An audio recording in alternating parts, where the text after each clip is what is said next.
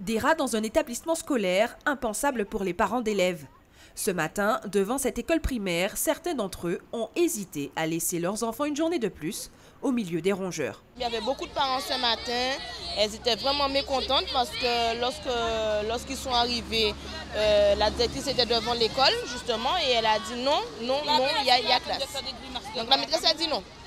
Là, sincèrement, il y a beaucoup de parents qui ont dit non, je récupère, c'est dangereux, ils oublient qu'un rat, c'est partout, c'est des microbes, c'est du poison.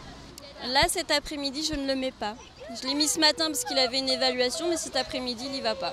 C'est inadmissible de laisser des enfants dans une école où il y a des rats, alors que quand il n'y a pas d'eau, on ferme l'école. Et cette affaire de rats ne daterait pas d'aujourd'hui.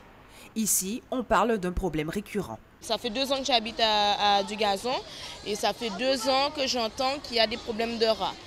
Donc là, hier, mes enfants, quand je suis venue les récupérer, mes enfants me disent « Maman, demain, il n'y a pas école ». Je dis « Ah bon, pourquoi? Qu'est-ce qui se passe ?» Ils m'expliquent que voilà, que la maîtresse a dit qu'il ne faut pas venir parce qu'il y a des rats. En fait, mon fils me dit, le plus petit, me dit « Maman, j'ai été au WC, je voulais faire pipi et il y avait des rats. » J'ai dit ça, c'est clair que je ne vais pas vous envoyer à l'école. Aujourd'hui, Béatrice et d'autres parents d'élèves exigent que l'on procède à une dératisation des lieux. La mairie des Abîmes, de son côté, n'a pas souhaité répondre à nos questions, affirmant qu'un agent avait effectué des contrôles dans l'établissement scolaire et que dès demain, la campagne de dératisation allait reprendre.